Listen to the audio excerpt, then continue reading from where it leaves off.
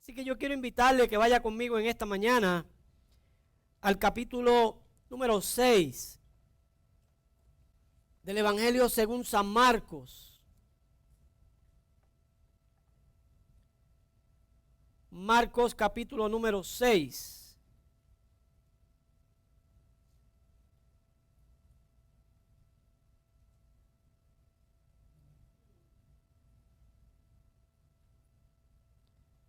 Vamos a leer el verso 45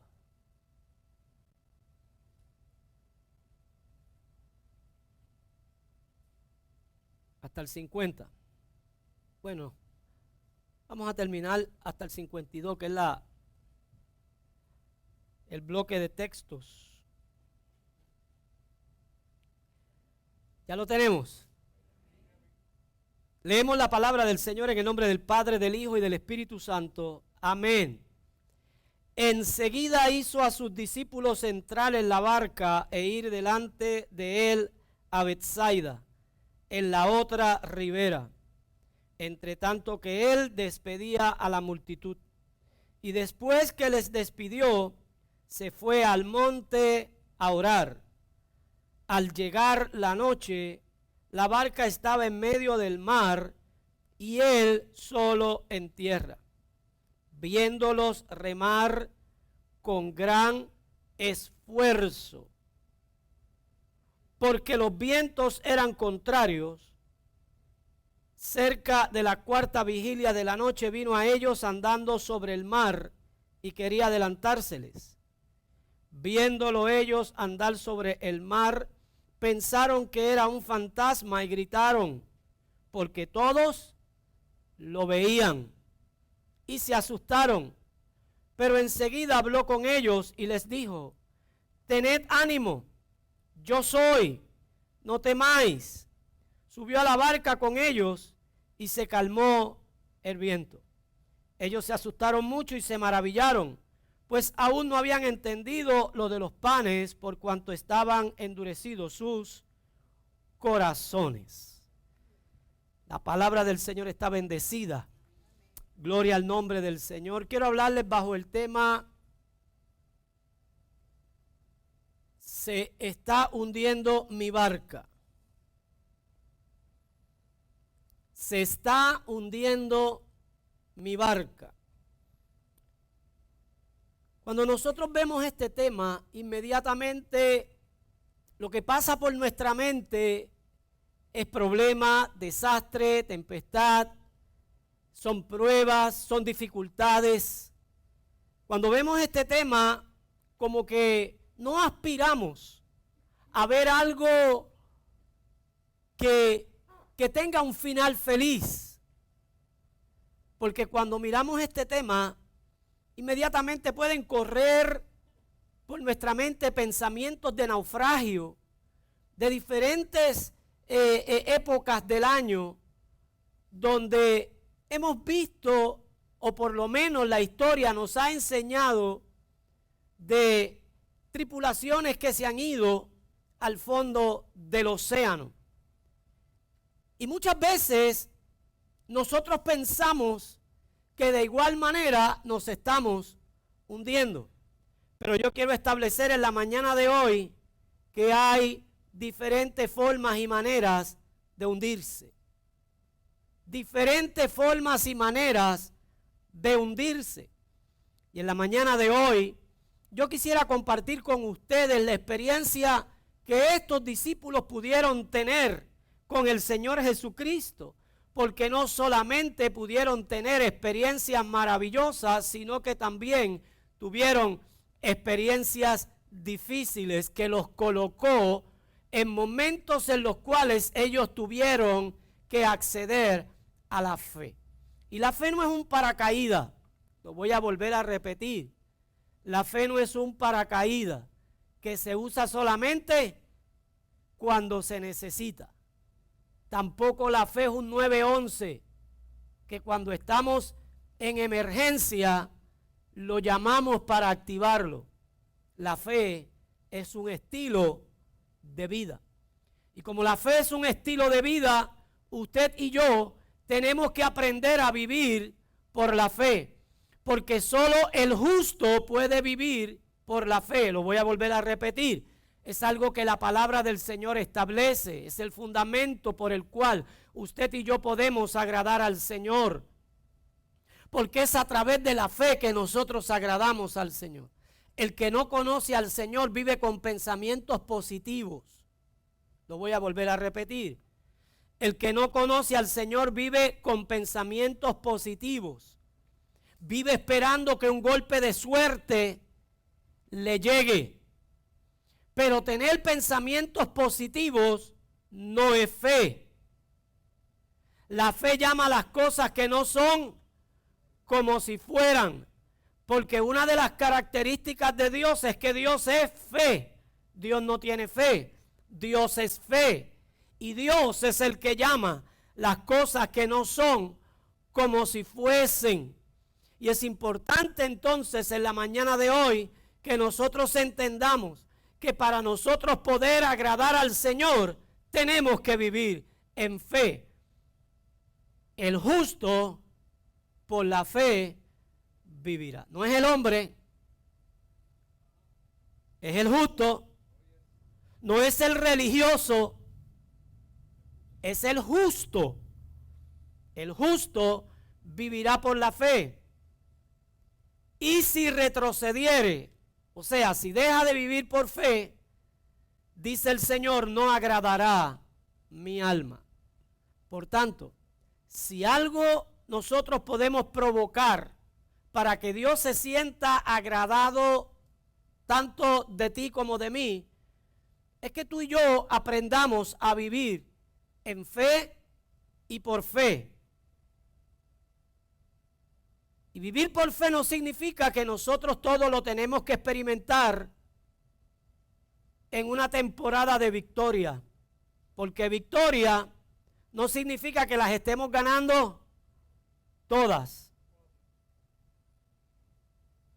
Podemos estar de pie y estar en victoria.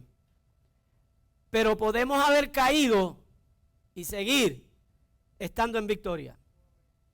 Podemos estar sanos, saludables y estar en victoria, pero nos pueden diagnosticar una enfermedad terminal y seguir en victoria. Porque la victoria no depende de que tú y yo ganemos. La victoria depende de que ya Él ganó. Tú y yo no tenemos la capacidad para ganar, lo voy a volver a repetir. Tú y yo no tenemos la capacidad para ganar. Por eso es que tú y yo tenemos que aprender a vivir por fe. Porque cuando pensamos que tenemos la capacidad para ganar y no ganamos, nos frustramos en la vida. Lo voy a volver a repetir. Cuando pensamos que tenemos la capacidad para ganar y no ganamos, vivimos frustrados. Pero cuando entendemos que no tenemos la capacidad para ganar, sino que la fe nos lleva a entender que lo que tenemos es que aceptar las victorias que ya Cristo ha tenido por ti y por mí, la cosa es totalmente diferente. Y aquí nosotros vamos a ver a los discípulos del Señor en ocasiones anteriores, mirar y ver cómo el Señor Jesucristo hizo prodigios, pero también hizo milagros. Y los prodigios y los milagros hacen que usted y yo vayamos adquiriendo fe. Lo voy a volver a repetir. Los prodigios y los milagros hacen que usted y yo vayamos adquiriendo fe. Pero los problemas, las dificultades, las necesidades, los tropiezos hacen que esa fe madure. Ay, ay, ay. ¿Cuántos quieren tener una fe madura? Para tener una fe madura tenemos que entender lo que el Señor Jesucristo dijo. En el mundo van a ser afligidos. Van a tener problemas, van a tener dificultades, van a tener necesidades, van a tener oprobio, van a tropezar, van a caer, pero no tengan miedo. Usted sabe que el Señor Jesucristo siempre enfatizó en que los discípulos aprendieran a superar el miedo, porque el miedo paraliza. porque el miedo no permite que nosotros avancemos, porque el miedo crea un espectro que nos lleva a entender que el enemigo o las circunstancias difíciles que nosotros atravesamos son más grandes que el Señor que nos ha llamado a servirle. El problema puede ser más grande que tú. El problema puede ser más grande que yo. Y el problema tal vez tú no puedas o no tengas la forma y manera de manejarlo y yo no sepa cómo manejarlo. Pero nunca el problema será más grande que Dios. Y nunca el problema será tan complicado de la forma y la manera que el Señor no lo pueda atender. O sea, que tú y yo tenemos que entender que no hay dificultades que el Señor no pueda atender. Y es importante en la mañana de hoy que nosotros vayamos entendiendo que todo es parte de la vida cristiana. Dile al que está a tu lado, todo es parte de la vida cristiana. Y de hecho, el enemigo utiliza como un vehículo los problemas y las circunstancias que son desfavorables para nosotros para poder moverse en medio de nuestra vida, en medio de nuestro diario vivir. Así como tú y yo podemos utilizar la fe como un vehículo para nosotros poder agradar a Dios, asimismo el enemigo utiliza todas aquellas situaciones que nosotros enfrentamos, las utiliza como un vehículo para viajar dentro de nuestra mente, que es un mundo, es un espacio sideral, es un universo. Tu mente y mi mente es demasiado profunda y por ahí navega el enemigo nuestro. ¿Y sabes qué utiliza como vehículo? Utiliza las circunstancias difíciles, todo lo negativo que tú y yo enfrentamos, todo lo que es parte del vivir cristiano, lo utiliza para hacer que tú y yo perdamos el enfoque de lo que Dios ha querido y quiere seguir haciendo con tu vida, con la vida de tus hijos, con la vida de nuestros familiares, con la vida de nuestros seres queridos. Y es importante que tú y yo entendamos que muchas de las cosas que nosotros atravesamos nos van a causar fatiga. Y van a hacer que nosotros comencemos a tener mayor esfuerzo para lograr llegar donde el Señor dijo que nosotros teníamos que llegar. La experiencia que hoy el evangelista Marcos o apóstol Marcos nos comparte, nos lleva a entender que luego de haber atendido una multitud, que luego de haber alimentado una multitud, que luego de haber hecho un milagro poderoso. ¿Cuántos saben que el Señor hizo un milagro poderoso? ¿Y cuántos saben que los milagros no cambian la mentalidad de la gente? Yo conozco personas que el Señor los ha sanado y después que el Señor los ha sanado han seguido su estilo de vida pecaminoso y luego mueren de la enfermedad y se van sin el Señor, porque los milagros no cambian la mentalidad de las personas. Tenemos un pueblo llamado Israel que Dios lo saca de Egipto con milagros portentosos. Sin embargo, una vez en el desierto, todos aquellos milagros que vieron de aquellas plagas que vinieron sobre Egipto no fueron suficientes para que ellos se mantuvieran firmes creyendo en el Señor. Aún cuando de día miraban y disfrutaban de una columna de nube y de noche miraban y disfrutaban de una columna de fuego. Tampoco fue suficiente el maná que cayó del cielo para alimentarnos y mucho menos las codornices que salieron del mar. Porque los milagros, amados hermanos, no cambian la mentalidad de una persona. Lo que cambia a una persona es la entrada de Cristo al corazón. Lo voy a volver a repetir.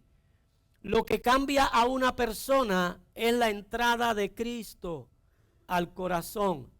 Por eso, usted y yo tenemos que entender que hay muchas cosas en la vida que nosotros perseguimos milagros, perseguimos ver cosas extraordinarias, incluso queremos que Dios nos hable. ¿A cuántas personas Dios les ha hablado y después que Dios les ha hablado no hacen lo que Dios le ha dicho? Señor, háblame. Y el Señor le habla y después los vemos haciendo lo mismo. Porque para que una persona sea transformada, Cristo tiene que entrar al corazón de esa persona. Por eso es que usted ve que hay mucha gente que entra y sale de la iglesia y no ha tenido una transformación. Porque no es entrar a la iglesia, es permitir que Cristo entre en el corazón. Y luego de ellos haber visto cómo el Señor multiplicó panes, multiplicó peces y sobraron en gran manera. Ahora, rodeado de una multitud de más de 20,000 personas, el Señor Jesucristo los manda a que crucen al otro lado. Y mientras iba la travesía, ellos salieron más o menos en la tarde. Y cuando iba la travesía, dice que comenzaron a soplar vientos contrarios.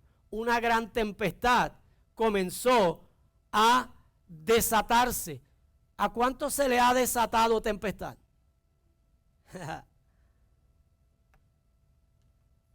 El huracán María a veces se queda bien corto a las situaciones difíciles que nosotros atravesamos. Porque muchos pasamos el huracán María en casas seguras.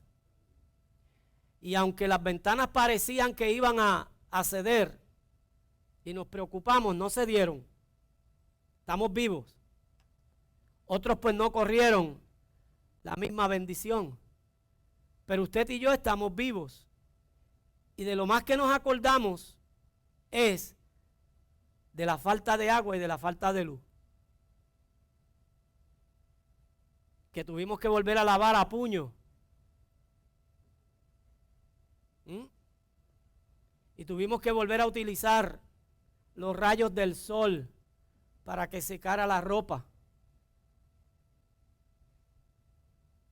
Y aquellos que hacía años que no utilizaban una estufa de gas fluido tuvieron que volver otra vez con el temor y el miedo de que explotara. Hay muchas personas que le tienen miedo a la estufa de gas fluido. Prefieren pagar más por luz y tener una seguridad tranquila en su mente. Mente tranquila. Pero hay tormentas en nuestra vida, hay tormentas en nuestra casa, hay tormentas en nuestra familia, que nosotros, por más seguro que nos sintamos en nuestra casa, el viento recio se ha metido en la casa. La tormenta está azotándonos de día y de noche. Y la tenemos en nuestra mente. Y la tenemos en nuestros pensamientos. Y nos acostamos con una turbulencia de vientos contrarios y nos levantamos con esa turbulencia de vientos contrarios. Y pensamos que nuestra barca va a zozobrar. Pensamos que vamos a la deriva. No sabemos qué hacer, qué camino tomar, qué decisión tomar. Y eso es parte de la vida cristiana. Lo voy a volver a repetir, eso es parte de la vida cristiana. Pero nosotros solamente queremos vivir la experiencia de la multiplicación de panes y de la multiplicación de peces. Nosotros solo queremos vivir la experiencia del ciego recibiendo la vista, del cojo siendo sanado, del muerto siendo resucitado. Pero eso no transforma, eso no cambia, eso no madura. Lo que hace que madure es cuando tú y yo atravesamos por el valle de sombra y de muerte. Es cuando tú y yo atravesamos la tempestad y el problema y podemos salir al otro lado ilesos y miramos para atrás y decimos cómo lo logré. Y no tenemos otra alternativa que decir si no hubiese sido por la misericordia del Señor. Si no hubiese sido por la gracia del Señor. Y ahí es donde comenzamos a darle sentido a nuestra vida. Y ahí es donde comenzamos a entender que sin Dios estamos completamente perdidos. Ahí es que comenzamos a entender que puede llegar temporadas en nuestra vida donde no veamos milagros, donde ni siquiera escuchemos a Dios hablar a nuestra vida. Pero la experiencia de haberlo visto en medio del problema y de la situación nos va a mantener de pie, porque nos va a decir el mismo que en otras ocasiones estuvo conmigo y me ayudó y me sostuvo y me ayudó a cruzar al otro lado. Es el mismo que aunque no lo veo y aunque no lo siento, está aquí conmigo, ayudándome a cruzar al otro lado. Y es importante, amados hermanos, que nosotros entendamos que después de haber visto un grande milagro, el Señor les permitió atravesar por una de esas pruebas donde la vida de ellos corría peligro. ¿Cuántos hemos estado en experiencias donde nuestra vida corre peligro? ¿Sabe que la mayoría de las veces donde tu vida corre peligro tú no te das cuenta, pero el Señor está cuidándote? Y tenemos que darle gracias a Dios porque Dios nos cuida a nosotros en los momentos en los que nosotros no nos enteramos. Son más las veces que Dios nos libra que nosotros no nos enteramos que las veces que Dios nos libra y nos enteramos. Y dice en otra versión que ellos remaban con gran fatiga. Y es que cuando tú y yo entramos en situaciones difíciles, la presión que causa la situación hace que nos fatiguemos. Pero ¿sabes qué? La Biblia dice que llegó la cuarta vigilia de la noche y con fatiga ellos remaban. Esto significa que no importa la situación que tú y yo estemos viviendo y experimentando, tenemos que seguir remando. Dile al que está a tu lado, hay que seguir remando. Hay que seguir remando. En medio de la dificultad hay que seguir remando. Cuando no entendemos lo que nos está pasando, hay que seguir remando. Cuando las noticias son adversas a nuestra vida, hay que seguir remando. Cuando nuestros ojos ven lo que nosotros no queremos ver, lo que no estamos esperando, hay que seguir remando. Y es importante que tú y yo entendamos que el Señor hizo una promesa. Él le dijo: vayan que yo voy más luego. Yo les voy a dar alcance. Y tú y yo lo que tenemos es una palabra de Dios. Y en esa palabra de Dios tenemos que empezar a cabalgar. En esa palabra de Dios tenemos que empezar a movernos. Esa es la palabra que el Señor nos pone para que nosotros la utilicemos como un vehículo para nosotros poder viajar por las aguas turbulentas de la vida. Enfrentamos situaciones difíciles y enfrentamos problemas. Problemas que hacen que nosotros muchas veces nos desesperemos. Situaciones que hacen que nosotros comencemos a tener fatiga, que nosotros comencemos a tener preocupación. Situaciones que hacen que nosotros perdamos incluso las fuerzas, la energía. Y tenemos que volvernos a Él. Y tenemos que pedirle al Señor. Y cuando nos volvemos a Él, entendemos que Él nunca se ha ido. Entendemos que Él siempre ha estado con nosotros. El problema es que cuando la tempestad viene, todo se pone gris. Cuando viene la tormenta, todo se pone oscuro. Y ya nuestra visión no está clara para nosotros poder ver que el que prometió estar con nosotros está ahí con nosotros. Y tú y yo tenemos que entender que en el momento preciso Él se va a subir a tu barca. Los problemas hacen que nos confundamos y aún miremos al Señor y no lo identifiquemos. Ellos lo vieron caminar sobre las aguas y pensaron que era ¿qué? Un fantasma. Y todos comenzaron a gritar, hombres gritando. Porque si son mujeres, pues, uno entiende que la mujer ve una cucaracha. Uno entiende que la mujer ve una salamandra, un lagartijo. ¿Ah? Y con cualquier cosa las mujeres gritan. Pero un hombre.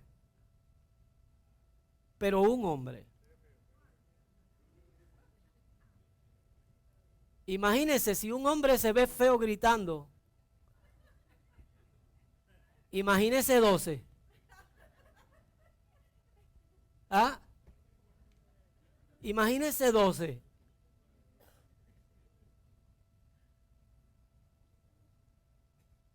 El primero que gritó hizo que los demás lo miraran. Y él gritó mirando a los otros 11 y los otros 11. Y hacía. Y cuando otro miró, comenzó a gritar y comenzaron a contagiarse uno con los otros. Y 12 hombres gritando. Dice que 12 hombres gritaron porque los 12 hombres, ¿qué hicieron? Miraron al Señor caminando sobre las aguas. Pero lo confundieron con dile al que está a tu lado, los fantasmas no existen. Solo en el gobierno.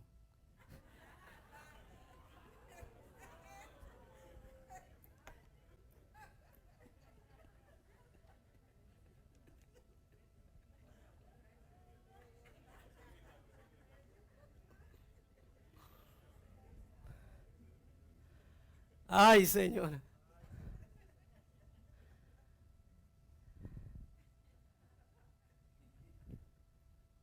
Los fantasmas no existen, pero Cristo sí. Y Cristo desde las aguas turbulentas le gritó, pero no le gritó despavorido, lleno de miedo, sino le gritó con autoridad, porque los hombres de Dios no gritan de miedo, los hombres de Dios gritan con autoridad. Lo voy a volver a repetir. Los hombres de Dios no gritan de miedo, los hombres de Dios gritan con autoridad. Y con autoridad el Señor les gritó, les dijo: tranquilos, no soy un fantasma, soy yo. Y de inmediato se subió a la barca y la tempestad se calmó. Ellos pensaban que esa barca se iba a hundir, porque los problemas hacen que tú y yo pensemos que nos vamos ¿a qué?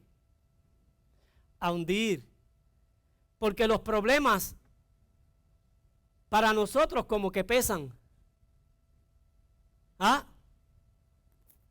Y no es que pesan, es que crean ansiedad. ¿Y qué dice el Señor acerca de la ansiedad? El Señor dice que le echemos toda nuestra ansiedad sobre Él, porque Él tiene cuidado de nosotros. ¿De cuántos el Señor tiene cuidado? El Señor tiene cuidado de todos. La bendición es que el Señor cuida al que no le ha conocido como el que le ha conocido. Porque el que no le ha conocido, Él lo ama. Y al que no lo ha conocido, Él le extiende misericordia. Y al que no le ha conocido, Él le enciende la luz del Evangelio para que lo conozca. Porque tú no le conocías antes. Yo no le conocía antes. Pero Él me alcanzó en su misericordia y ahora yo le conozco. Y no significa que porque ahora yo le conozca es que Él me ama. Él me amó antes de que yo lo conociera. Y es importante que tú y yo entendamos que su misericordia es extendida y el amor de Dios nos cubre. Y es importante también que entendamos que la misericordia de Dios hace que nosotros estemos seguros. Él dice: echa toda tu ansiedad sobre mí, porque yo tengo cuidado de ti. ¿Y cuántos quieren que Dios le cuide? De hecho, necesitamos que el Señor nos cuide porque no sabemos cuidarnos. Y pensamos a veces que porque ya somos adultos, porque ya somos mayores, nos sabemos cuidar nosotros solitos. Tenemos que cuidar los niños porque ellos son indefensos y no se saben cuidar. Pero en esta travesía espiritual, tú y yo no nos sabemos cuidar y necesitamos que el Señor nos cuide. Tenemos un lobo, tenemos una bruja con una manzana que toca la puerta cada día de nuestra casa para hacernos comer la manzana envenenada. Tenemos un diablo que se viste de oveja, se viste de ángel de luz y no podemos identificarlo. Con el conocimiento humano no sabemos o no podemos saber cuando Él está presente. Por eso es que necesitamos ser cuidados por el Señor. Y tú y yo necesitamos ser cuidados por el Señor, porque de cuántas formas y maneras Él hace que nosotros nos desviemos. De cuántas formas y maneras Él nos engaña y hace que nosotros perdamos la fe y perdamos la confianza, porque la ansiedad hace que tú y yo perdamos la confianza en el Señor. Y ellos estaban remando con mucho esfuerzo. En otras palabras, las fuerzas se le estaban agotando. ¿A cuánto se le están agotando las fuerzas?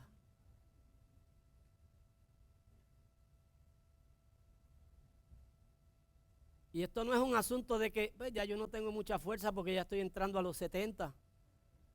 No. Hay jovencitos de 21, de 19, de 18 que ya no tienen fuerza, que se le están agotando las fuerzas, porque esto no depende de la edad, esto depende de la relación. Lo voy a volver a repetir, esto no depende de la edad, esto depende de la relación. Y el enemigo siempre buscará la forma y la manera de desanimarnos, buscará la forma y la manera de desenfocarnos para que usted y yo no podamos tener nuestra vista puesta donde la debemos tener. Quiero compartir con ustedes la otra historia que nos presenta el evangelista Lucas en el capítulo número 5.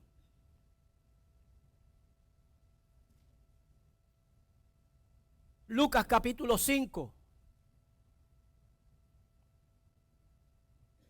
Aconteció que estando Jesús junto al lago de Genezaret, el gentío se agolpaba sobre él para oír la palabra de Dios. El gentío, tenemos que decir que habían 20,000 personas o más, porque esa era la congregación que seguía a Jesús. Cuando Jesús alimentó a la multitud, alimentó 5,000 hombres sin contar mujeres y niños. O sea que a 5,000 hombres le sumamos 5,000 mujeres, son 10,000, y si le sumamos 2 nenes por matrimonio, son 10,000 más. Mínimo 20,000 personas seguían al Señor Jesús. Dice que junto al lago vio 2 barcas que estaban cerca de la orilla del lago. Los pescadores habían descendido de ellas y lavaban sus redes. Entró en una de aquellas barcas, la cual era de Simón, y le rogó que la apartara de tierra un poco. Luego, sentándose, enseñaba desde la barca a la multitud. Cuando terminó de hablar, dijo a Simón: boga mar adentro y echad vuestras redes para pescar. Respondiendo Simón le dijo: Maestro, toda la noche hemos estado trabajando y nada hemos pescado, pero en tu palabra echaré la red. En tu palabra echaré la red. Toda la noche estuvieron pescando. Ahora, yo quisiera que usted pudiera entender algo que hay en esta escritura que nos tiene que llamar la atención, porque dice que si él llega a la orilla del lago de Genezaret, ¿qué se supone que haya en la orilla de un lago o de un mar de Genezaret? Si es un lugar de pesca, ¿qué se supone que hayan allí? pescadores, botes, barcas. Sin embargo, él dice que vio dos. Y que una era de Pedro. Realmente, la mente nuestra nos puede decir a nosotros que allí había más que esas dos barcas. Porque si es un lugar y donde la pesca se da de noche y todos los que salen de noche a pescar regresan por la mañana, ¿cómo estaría aquella ribera? Estaría llena ¿de qué? De barcas y de botes. Pero aquí me llama la atención que el Señor identifica dos y que de las dos pone la mirada en una. Y la identifica aquí el evangelista Lucas y dice que esa barca en la que el Señor pone la mirada le pertenecía a Simón Pedro. Esto me deja a mí entender y da por sentado de que en medio de una multitud de barcas, Dios pone su mirada específicamente en la que quiere usar. Y tú y yo somos parte de una multitud. Y como parte de esa multitud, ¿qué hace el Señor? Pone la mirada. Y pueden haber 20,000 millones de personas. Y Él dice, y yo vi a José allí. Y yo vi a Edwin allí. Y yo vi a Claudio allí. Y al tomar él la decisión de usar la barca de Simón, significa que Dios toma la decisión de usar la vida que Él identifica. Y tú y yo tenemos que entender que Él quiere usar nuestra vida. Ahora, cuando nosotros miramos este diálogo que el Señor Jesús tiene con Pedro, después que el Señor Jesús habla a la multitud, después que el Señor Jesús le ministra a todos y cada uno de aquellos que están allí, dice que después de haber terminado de hablar, le dice a Pedro, Pedro, boga ahora mar adentro. O sea, vamos a salir de la orilla. Él le dice, llegó el momento de entrar en función. Llegó el momento de salir de la decepción. Llegó el momento de salir de la frustración. Porque Pedro le dijo, Señor, he estado toda la noche pescando. Cuando uno está toda la noche pescando y no coge nada, ¿cómo regresa? Desanimado. Regresa desanimado. Y el enemigo número uno del creyente es el desánimo. ¿Cuántos saben de lo que estoy hablando? Porque el que se desanima comienza a alejarse del Señor. Porque el que se desanima comienza a enfriar la relación que tiene con Dios. Porque el que se desanima ya no ve al Señor obrando de forma especial en la vida de ellos y en la vida de su casa, en la vida de su familia.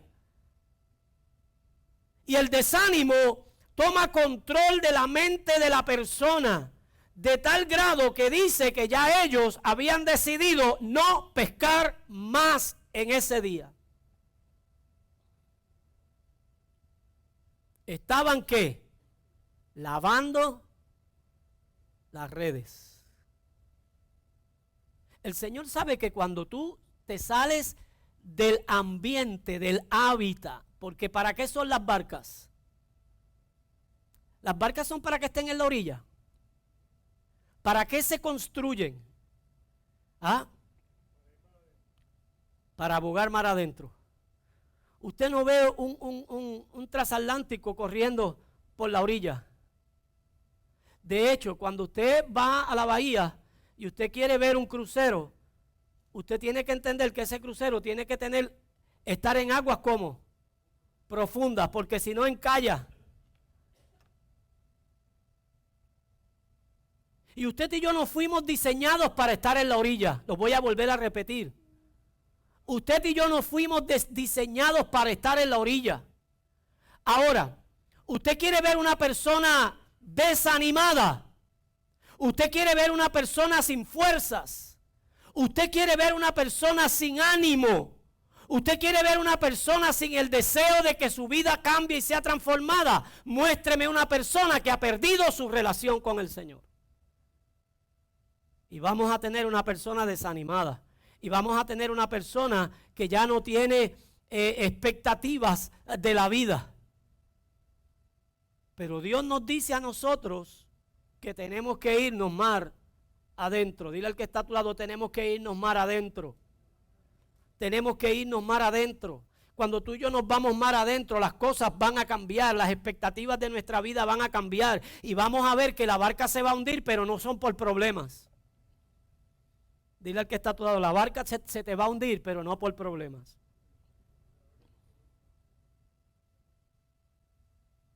Verso 6. Cuando lo hicieron, recogieron tal cantidad de peces que su red se rompía.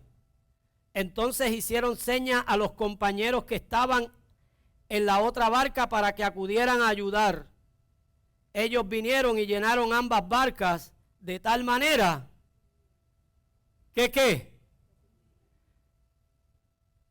Yo les dije a ustedes que habían diferentes formas de que la barca se hundiera, ¿verdad que sí? Tu barca se puede estar hundiendo de problemas, de dificultades. Tu barca se puede estar hundiendo de necesidad. Tu barca se puede estar hundiendo por falta de confianza en el Señor. Pero tu barca también se puede comenzar a hundir porque la bendición de Dios llegue a tu casa, llegue a tu vida, llegue a tu barca y sea demasiado suficiente que tú no la puedas contener. ¿Y cuántos están esperando que la bendición llegue?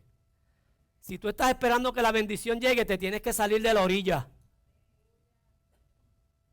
Si tú estás esperando que tu barca comience a hundirse por causa de la bendición de Dios en tu casa, en tu familia, en tu vida, tú te tienes que mover de la orilla a las profundidades. En la orilla es más cómodo. En la orilla no se ahoga nadie. En la orilla no se corre peligro. Se corre peligro en la profundidad. Se corre peligro mar adentro. Y tú y yo tenemos que saber que para poder vencer y triunfar tenemos que correr peligro, porque nadie canta victoria sin haber enfrentado una batalla. Y tú y yo tenemos que entender que hemos sido llamados por el Señor para abogar mar adentro.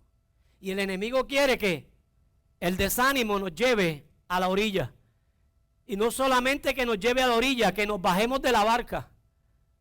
Y no solamente que nos bajemos de la barca, sino que decidamos que ya no vamos a seguir pescando, que ya no vamos a seguir trabajando por el Señor. Y yo no sé si Dios está hablando a tu vida hoy, pero yo no sé qué tú has hecho con la red que el Señor te dio. Yo no sé si la lavaste y la guardaste, porque la red guardada no atrapa peces. Lo voy a volver a repetir. La red guardada no atrapa peces.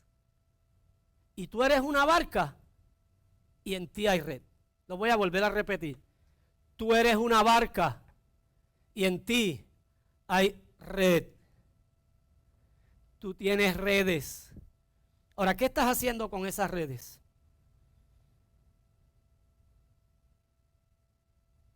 ¿Cuál es tu lago de Genesaret? ¿Dónde está la dificultad que tú estás atravesando? ¿Dónde están los problemas? Estamos rodeados de problemas, de situaciones. Estamos rodeados de gente que está llena de necesidad. Pero nosotros, teniendo la alternativa, dejamos que el enemigo nos llevara a la orilla. Dejamos que el enemigo nos desanimara. Dejamos que el enemigo nos dijera, ya las redes están lavadas, están guardadas. dio trabajo sacarle todas las algas, porque limpiar una red no es trabajo fácil. Es mejor dejarlas guardadas y limpiecitas. Máximamente cuando estuvimos toda la noche tirando la red en el mar y no sacamos nada. Si de noche que es que se pesca, no cogimos nada, ya el sol salió. ¿Qué tú crees que podemos coger? ¿Ah? Y ahí el enemigo nos mantiene a nosotros completamente descuidados, atemorizados, con miedos. Pero queremos que se nos llene la barca. Queremos estar rebosando en bendición. Queremos que el Señor abra las ventanas de los cielos y derrame su bendición sobre nosotros hasta que sobre y abunde. Pero estamos perdiendo la relación con el Señor. Y lo que indica que estamos perdiendo la relación con el Señor es que ya somos pescadores de orilla.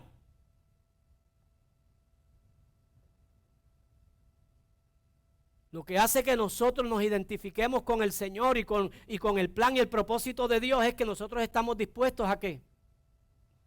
A irnos mar adentro. Quiero compartir contigo otra escritura y con esta finalizamos. Jeremías capítulo 1.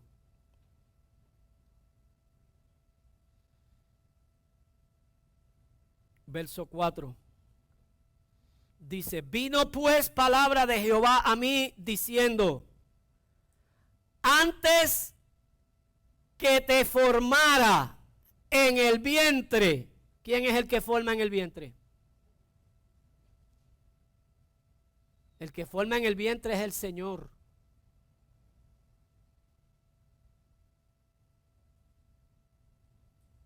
Te conocí. Cuando Dios conoce al profeta, dile antes de formarlo.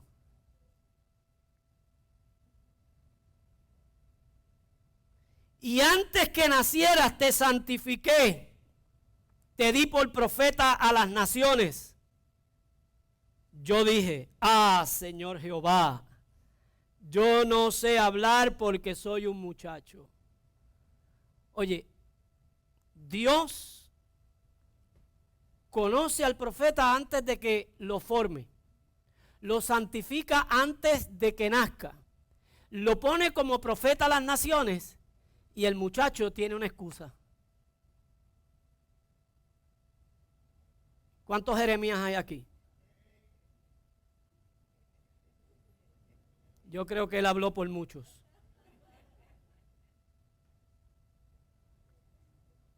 Porque siempre le estamos poniendo excusas al Señor. Siempre le estamos poniendo excusas al Señor para no hacer lo que el Señor quiere que nosotros hagamos. Me dijo Jehová, no digas soy un muchacho, porque a todo lo que te envíe irás y dirás todo lo que te mande.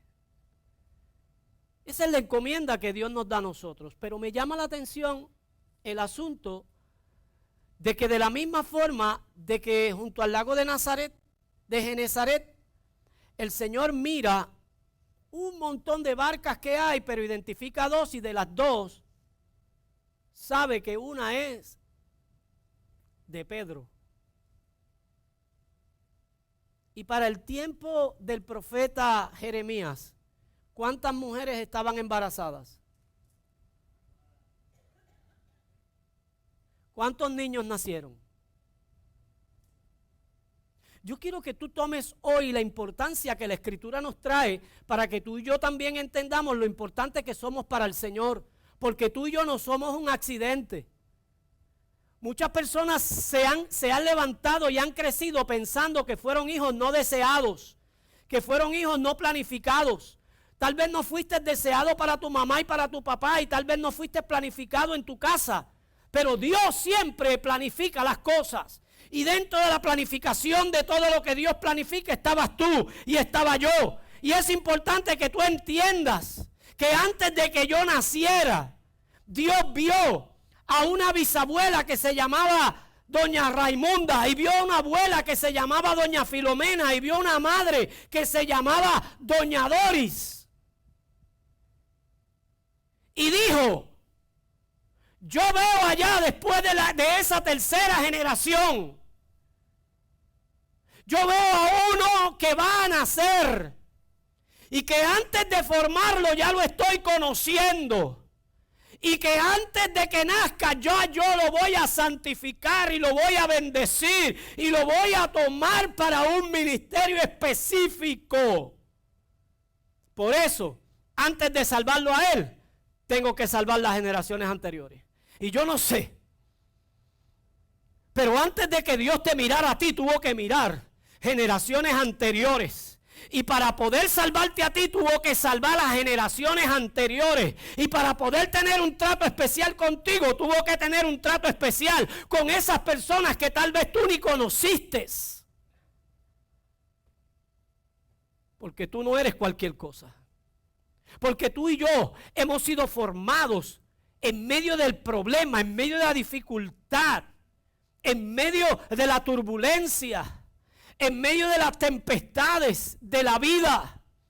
Hemos sido formados para que la fe de nosotros madure. Y pensamos a veces, es que yo soy un niño, es que yo no sé hablar, conmigo no pueden contar porque de verdad yo no sé qué hacer, yo no sirvo para eso. Y a veces escuchamos personas y le preguntamos, ¿puedes hacer esto? No, no sirvo para eso. Y aquello, no, tampoco sirvo para eso. Y puedes ayudarnos en esta área. Es que tampoco sirvo para esto. Y le preguntamos, ¿y para qué sirves? Y encontramos personas que teniendo toda la capacidad no sirven para nada. Pero no es que no sirven para nada porque no sirvan para nada, sino que no sirven para nada porque el enemigo los ha anulado. Y ha llegado el tiempo de que tú y yo tenemos que mirarnos, observarnos dónde estamos. Si nuestra barca está en la orilla, usted y yo no fuimos llamados para estar en la orilla.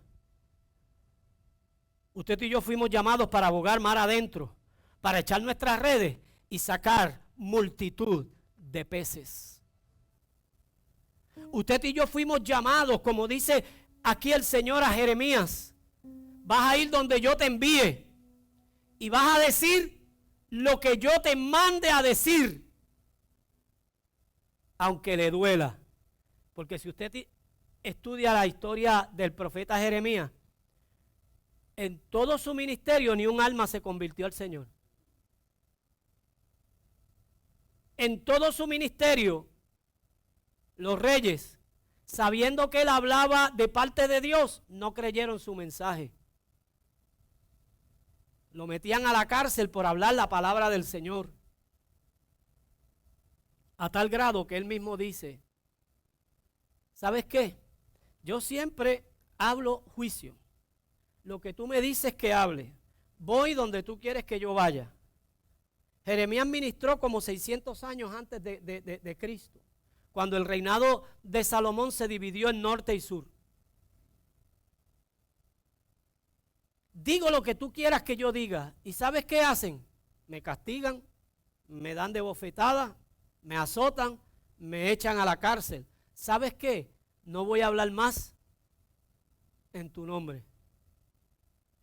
El enemigo siempre buscará la forma y la razón de llevarte a la orilla, de desanimarte. Pero yo dije ahorita que los problemas, las dificultades, que todas esas cosas que nosotros no entendemos porque no estamos llamados a entenderlo todo, son parte del crecimiento espiritual de nuestra vida. Son parte de la madurez espiritual de nuestra vida. Y tenemos que entender que en medio de todo ese plan, en medio de todo ese proceso, Dios quiere que tú y yo entendamos que Dios es Dios. Y que no nos movemos con nuestra propia fuerza, ni nos movemos tampoco por nuestras habilidades, ni por lo mucho que conocemos. Nos movemos por su misericordia y por su gracia. Y Jeremías decía, pero cuando decidía, parece que lo decidía varias veces. Parece que en muchas ocasiones el enemigo trajo desánimo. Porque es que el enemigo viene, usted lo vence, se va, pero vuelve. ¿Cuántos saben que él se va pero vuelve? Cuando él tentó a Cristo en el desierto, después que Cristo terminó su ayuno de 40 días y 40 noches, la Biblia dice que después de haberlo tentado se fue por un tiempo. O sea, que él se va por un tiempo. Él vuelve nuevamente a la carga. Él busca la forma de desanimarte una y otra vez. Y parece que Jeremías se desanimó una y otra y otra y otra vez. Y él dice, y cuando decidía no hablar más en tu nombre, he aquí un fuego de mi interior que consumía mis huesos a tal grado que no hallaba cómo callarme la boca.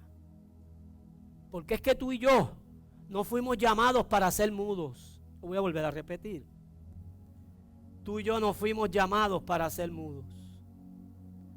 Tú y yo fuimos llamados para proclamar las virtudes de aquel que nos llamó de las tinieblas a su luz admirable. Tenemos que empezar a mirarnos. ¿Dónde están nuestras redes?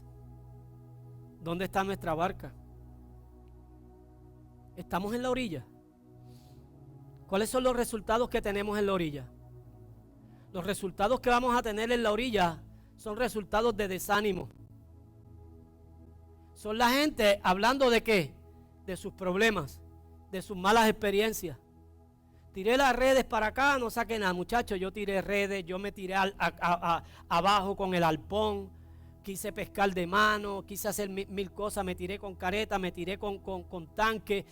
El mar estaba limpio, parece que pasó una tormenta y no dejó ni algas marinas. Porque cuando hay frustración, lo que la gente habla es frustración. Y siempre la frustración de uno será mayor que la frustración del otro. Y el enemigo, con el desánimo de uno, buscará provocar desánimos en otros. Y tenemos que preguntarnos, yo como barca, ¿qué estoy haciendo? ¿Dónde estoy? ¿Cuánto tiempo yo llevo sin pescar? ¿Cuánto tiempo yo llevo en la orilla? ¿Cuánto tiempo llevo en la orilla?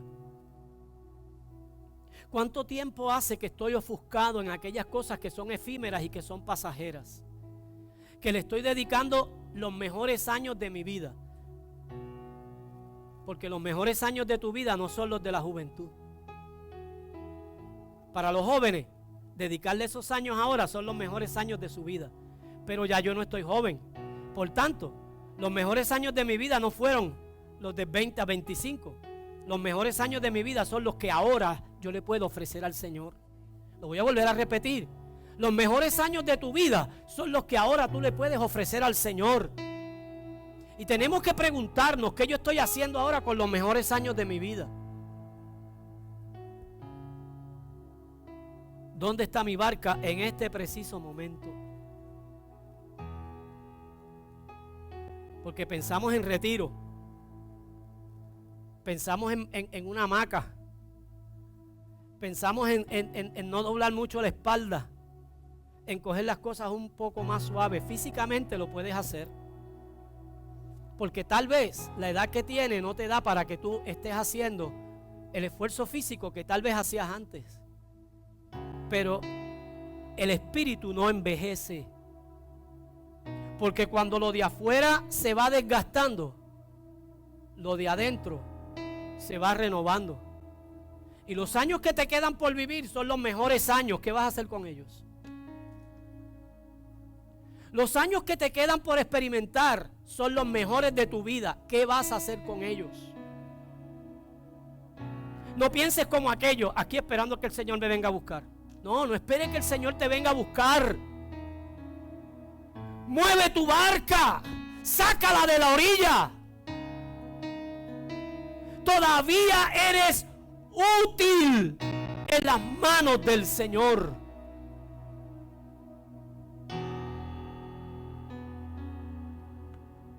Yo creo que esta generación, y cuando hablo de esta generación, tú eres parte de esta generación. Eres de la generación de los 50 tal vez, pero eres parte de la generación del 2019. Eres parte de esta generación, y yo creo que esta generación puede retomar la autoridad en Dios.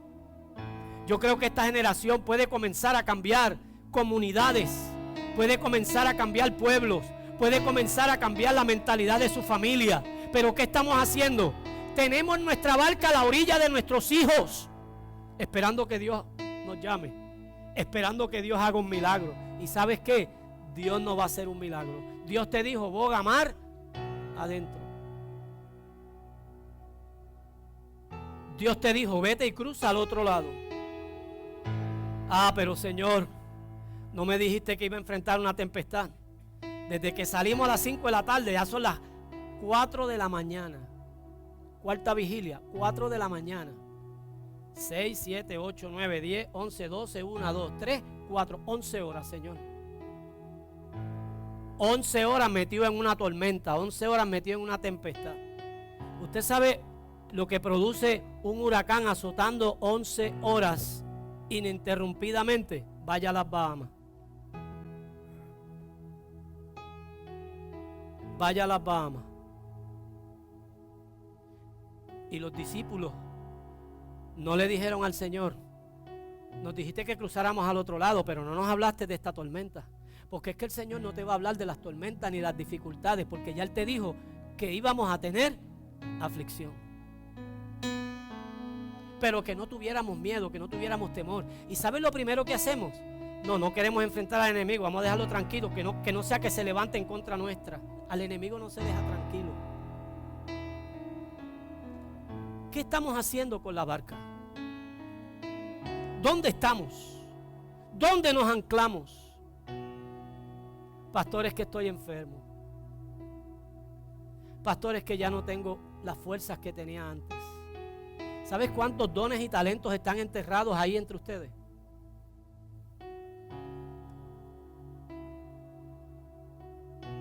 Dejaste tu barca a la orilla. Tú piensa, tú analiza. Tus dones y tus talentos que no se murieron, que no desaparecieron, que están ahí guardadas como las redes que estuvieron guardadas. Las lavaste, de vez en cuando las miras y de vez en cuando piensas, yo hacía esto. Ay, cuando yo tenía 28, yo hacía esto. Cuando yo tenía 23. ¿Sabes que cuando tú tenías 28, tú no lo hacías porque tenías 28? Óyelo. Tú no lo hacías porque tenías 23. Tú lo hacías porque había un fuego dentro de ti.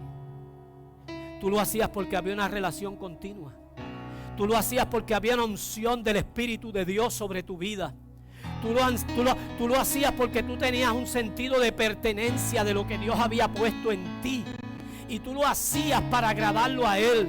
Y tú lo hacías porque tú sabías que dentro de ti había un llamado. Desde antes de que tú fueras formado, había un llamado de que ya Dios te había santificado. Antes de que tú nacieras, tú naciste santificado.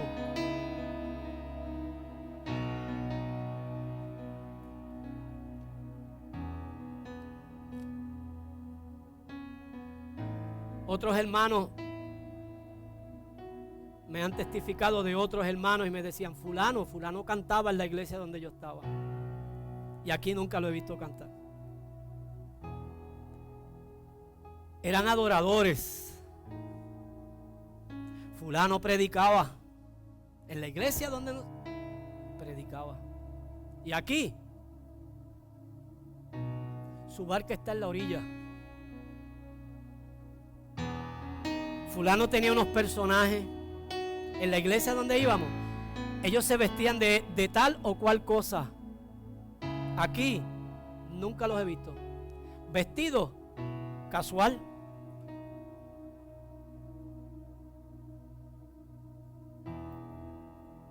Tu barca está en la orilla. Y si tú quieres ver tu barca producir, boga mar adentro. Pastores, que el tiempo pasó. ¿Por qué? ¿Por qué? ¿Ah? Si la misericordia de Dios es nueva cada mañana, significa que el tiempo que tú y yo vivimos es nuevo cada mañana. No hay tiempo viejo. ¿Sabes por qué no hay tiempo viejo? porque Dios es el dueño del tiempo, porque para Él no hay pasado, ni hay presente, ni hay futuro, porque Él es un eterno presente. Él es presente en el pasado, es presente en el presente y es presente en el futuro. Tenemos que provocar que nuestra barca comience a bogar mar adentro, y vamos a tener otros resultados. Tenemos gente que se nos está perdiendo a nuestro alrededor, y cuando se enferman me sacan a mí de mi casa. Cuando tú tienes la gracia y el poder de presentarle al Señor, cuando tú tienes una red también y me ocupan, y no es que usted no me ocupe, es que nosotros balanceemos el trabajo, porque usted es un ministro de Dios. ¿Sabe lo que significa la palabra ministro? Un servidor menor, y eso somos, servidores menor de Dios. Y usted es un ministro, y usted puede presentarle a Cristo a su familiar, y usted puede hacer que su familiar acepte al Señor Jesucristo antes de que parta, antes de que muera. ¿Qué estás haciendo con la barca? Tus hijos se están perdiendo. ¿Qué estás haciendo con la barca? Tus hijos están apartados. ¿Qué estás haciendo con la barca? Matrimonios que se están destruyendo. ¿Qué estás haciendo con la barca? ¿Se te está hundiendo por problemas? Dios no quiere que se hunda por problemas. Dios quiere que se hunda por la cantidad de peces. Dios quiere que se hunda por la cantidad de la bendición. De tal manera que tú tengas que pedirle ayuda. Fulano, trae tu barca. Mengano, ven, trae tu barca, porque la bendición aquí está sobreabundando. Pero nos estamos conformando, y Dios no quiere gente conforme. Dios quiere gente desesperada por la presencia de Él, por la gracia de Él. Que tú y yo podamos entender que todavía tenemos rendimiento, que todavía podemos hacer más, que todavía podemos ver pescas milagrosas como aquella del lago de Genesaret. El que tiene oídos para oír, oiga lo que el Espíritu le ha dicho a la iglesia. Ponte de pie, dale un fuerte aplauso al Señor en la mañana de hoy.